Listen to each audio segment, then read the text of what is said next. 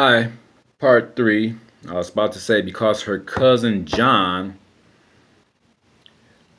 who lived in her condo, owned her condo before she got it, he went down to Chicago, went to a nightclub. Him and his partner, they were both Milwaukee police officers, and this all made big news. It's you can Google it. His name's John Koch, Koch. He went down there with one of his partners, went to a nightclub in Chicago. Somebody in the club, the bouncer was pushing him around. And John's partner pulls his gun out, pow, shoots the bouncer and kills the bouncer in the nightclub. They leave. He lost his mind completely. Just started shooting up houses at random. He shot up an archbishop's house. John ended up going to jail right along with him for about a year. He got kicked off the police force right along with him. The other guy went and did some prison time. John got about a year. But in the meantime, his wife, which he had twins by her, ironically, he had twins, I got twins, okay. She left him, and he had to sell his condo, so he wanted to, I guess, not pay her all that money. So he gave it to his cousin at a really low price. You know, it was for my twins' mom. He sold it to her probably as low as he could go down, bottom price, and bam, she got her a condo. So, crazy as it may be, he gave his, he had a 1980 Pontiac Catalina, the old police car. He had gave it to his son, who was like 15 years old at that time. And his son was getting ready to go on a trip to Paris or France or something like that at that time, and he needed some more cash. So he knew from his aunt that I needed a car. So he asked me, because he didn't really care for the car, he didn't really want it. He asked me if I wanted to buy the car from him. Long story short, of course I needed a car. I bought it from him. Now I want to get back to talking about doing the right thing, you know, just as a man. I mean, that's where this is all going, basically. Men, I do not care what kind of woman you ended up having a baby by, what kind of threats she made, what kind of promises she made to destroy your next relationship, to you know, get you fired from your jobs. I mean, I've been through some of everything with different women, so I know once you are done in that relationship, once they can no longer capitalize off of you, and especially if you was one of those good men like me, trying to be a good man, going to work, coming home, signing the paycheck over. When they get finished snapping and after they get finished making you run and leave them alone, once you see how angry and perturbed they are and how you know they do not have any sense of niceness about them. I'm gonna say it like that because that's for lack of a better word and not to use vulgar language or anything like that. She was mean. That's the best word I can say. And then you add a little fire water in there on an Indian. And we know Indians from even stereotypes of what we've seen or experienced up close in person, that Indians can't handle alcohol at all. So I'm just walking around because I had to get up off my chair for a minute, stretch my legs out. I've been out working all night and I'm a little bit tired, so I don't want to, you know, start falling asleep while I'm sitting there. But I just want to go back to address the men. I know it's hard when a woman takes your kids away from you. She's doing that for a reason, because she's trying to hurt you. She's trying to hurt you because she's hurt. Hurt people hurts people. Now, I don't know if you cheated on your woman during that time. Now, think about it. I cheated on my woman once. She went up north on the reservation. I stayed home and ended up meeting a chick, and I did my thing while she was gone up north. And she was going up north to do something that I told her that we didn't need to do. You know, she's going up north. She got a pound of weed. I told her, I said, hey, we don't need to do that. I said, what do you want to do that for? She said she wanted to get ahead. I'm like, get ahead of what? Get ahead of her bills. The way I looked at it is that we had 2 incomes now in one household. We were already getting ahead, okay? But that's when you got to understand where some people come in there. Like I said, she's very materialistic. She was very greedy, okay? So you have to look at people's character when you meet them. And you have to be careful who you allow yourself to get attached to or to latch onto you, because that's what she did to me. She latched onto me and made sure that I didn't get away. But of course, like I said, every single time when I seen her, it was after the bar closed, after I got off work. I shut my job down every night, went to the bar every night, closed the bar down. So I usually didn't see her to 3 in the morning. By then, I was already drunk. I was smoking weed. I was high. So I never really did take too much time to, especially on a sober-minded plane, to get to know who she was, okay? And I'm pretty sure a lot of us had that happen. You know, we hooked up with somebody who was out at the club. They looked good. You was looking good. And in the heat of the moment, you know, you did what young people do. You got all hot and bothered and lustful and went and made some mad, passionate, booger-nose funk in the back of the back seat of the car. Not even thinking about, you know, hey, this condom might break if you had a condom, or it might have a hole in it or something already, or while you're putting it on, you might have, if you had long nails like me back in the day, you know, my nails were super long. So maybe you prick it or something with your nail, you never know. And then the sucker busts on you, and then next you know, you got a baby that you didn't plan for, you weren't trying to have, or any of that stuff. But you still have to be a man, and you still have to take care of your responsibility. You know, that was a mistake that you made, and that's a price you have to pay for that mistake, okay? That's what men do. I just hate that it happened outside of wedlock, because I was taught better. And a lot of problems that I experienced with this woman, had I did what I knew I was supposed to do, which was to date this woman first for a couple of years, get to know her. Then, if things was looking good, you know, we were starting to form a connection or a bond together, and then we were compatible in certain areas where we could work together and live and coexist in the same household together, then that's something we could have been working towards getting married before we were even going to have kids. But the way God is, he's so nice, and he's so forgiving to us when we do things outside of the law, outside of his law. He takes our situation that we get into and we made a mess out of it.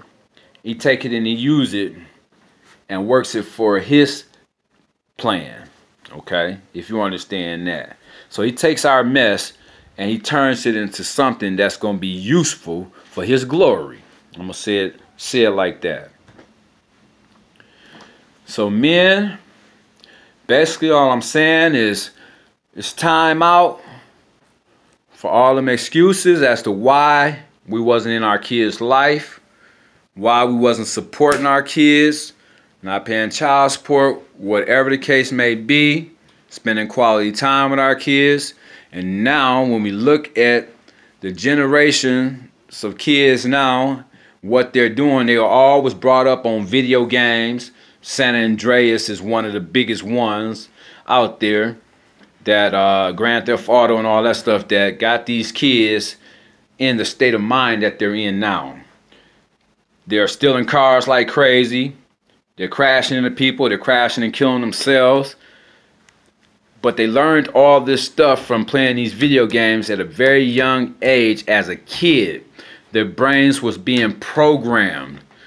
And since they were so young, everything that they did in a video game, okay, in their head they could not separate it not being just a game and from what reality was. So now they're living their life and they can't separate the two because they've been playing the game for so long. Now it has taken over their mind and they think that they're playing the game when they go out into the world and rob someone, steal someone's car, carjack them, whatever the case may be. They think that's the way that things are supposed to be because that's all they know from playing this doggone video game all their life. And then all the other games where you're shooting people and doing all kinds of other stuff. Okay, I don't really play any of those games. I never have. And I don't even get off into that stuff. So most of you that had Mortal Kombat and all that kind of stuff, you know Tekken. Y'all played that stuff. Most of my buddies, they played it. And then of course they let y'all kids play it. And now y'all see the end results of letting them be unsupervised and their young minds being shaped and formed by the video games, by the TVs, and by the computer. Because back then, that's around the time when the usher in of the computer and the internet came onto the scene in the early 90s. And it was all something new and different. Nobody knew about it. Nobody knew what was going to happen with computers, if they was going to even be as big as they are now. Nobody knew that back then. At least most of us that was poor, we didn't know because we couldn't afford to buy one. So we never think we was going to have one in our house, no way. Let alone one that we can hold in our hand and record videos and things like that on. These videos are starting to get a little bit long, you know, and I don't want to extend none of these videos too long because I want to keep everybody's attention and focused on the information that I'm presenting to them. So what I'm going to do is I'm going to cut this video short and I'm going to cut this topic short for now. But I just want to look at all the men, all the fathers. Get in your kids' life no matter what it is you have to do. Crawl, beg, ask for forgiveness, but go to God first. Ask God to forgive you. Ask the baby mama, the kid, their moms to forgive you. You know, we're all older. We're all wiser. We all grew up a little bit. And I'm just asking you to grow up a little bit more in your emotions and in your thinking and in your love, which you should have already had by now matured in for your circumstances, okay? So stop being hurt, stop being angry, stop being mad. Do this for you, do it for your child, and not only that, do it for society, because we got a bunch of kids running around out here. I ain't trying to, you know, blame the moms, but a woman can't teach a boy how to be a man. Okay, women can run men away. They can do that. They're pretty good at that one, but they can't teach a boy how to be a man. So what I'm saying is, those of you that can, fathers, get your kids, especially your sons, because God made us, the men, as the head, not the tail. And you hear this bass coming out my voice. That's what little boys need to hear. They don't need to hear no whining, no crying, no complaining, no fussing and cussing and all that stuff. They need to hear somebody that got some authority, that knows how to take care of things and situations without violence, without the threat of violence. A little bit of bass in your voice, you know, that's good, because women ain't heard that for a long time. And even our men haven't heard that because they haven't had fathers there talking to them. One thing I noticed when I was in the mall and I was talking to another man, there was a lady walking by with a little boy. And the little boy just stopped and started watching us, and he started listening to us. And she was like, come on, let's go. And the boy wouldn't move. He had to be maybe 2 or 3. Little boy was standing there just looking up, and I told the elderly gentleman, the older gentleman, is a little bit older than me, probably 10 years older. I'm 43, so he had to be about 53 to 55, maybe 60, or he just looked it real good for his age. But it was like this child was awestruck. And I told the gentleman I was talking to, because at that time his bass and his voice was like, whoa, like Barry White, okay? And it like echoed in the hallway. So this boy stopped and he just started staring at this man and started looking at him. And he wouldn't move. And then his mom was like, come on. She had to come even grab his hand and start pulling him along. Like, come on, man, let's go.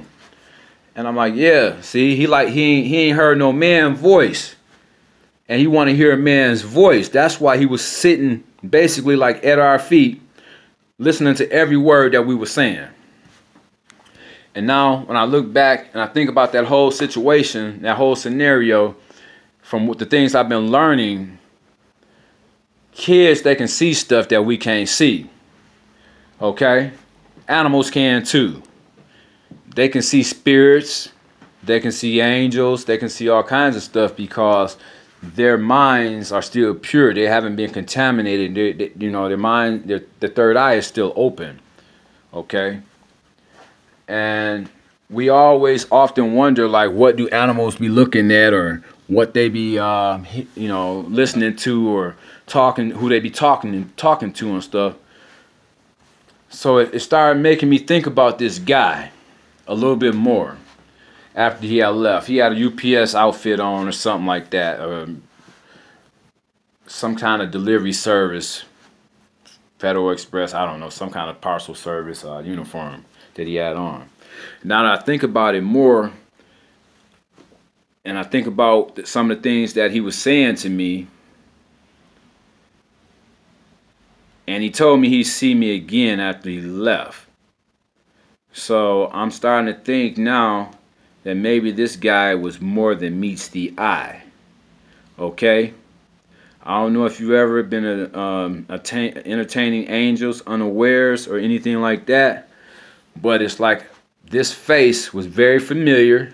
It's like I've seen this guy all my life. I've seen him walking down the street and passing by, maybe riding a bus, and it didn't register to me when I was talking to him, but I knew he looked familiar. And it was like when you meet somebody and you just instantly start talking to them, open up, and y'all get along, and y'all just connect right away. That's the connection. That's the way things was between us. And he was just basically telling me, watch out for women. Okay? He was like, just do you. Don't worry about women. Don't think about women. This is within the last couple of years. I'm going to say it like that. A year, maybe 2. Maybe a year, I'm going to say, at Mayfair. And he was just basically telling me, you got the power. Do you. Don't give that power to no woman. On that note, I thank you guys for listening, for watching. And for the men, I got a lot of good information to share with you, to help you get out of the rut that you in, and to help you get your feet on solid ground. But it's gonna take a little bit of homework. We got to sit down and we're gonna have to do some studying. Okay? That's what our next video I'll be talking about will be about. Thank you once again, and I'm out. Talk to you later.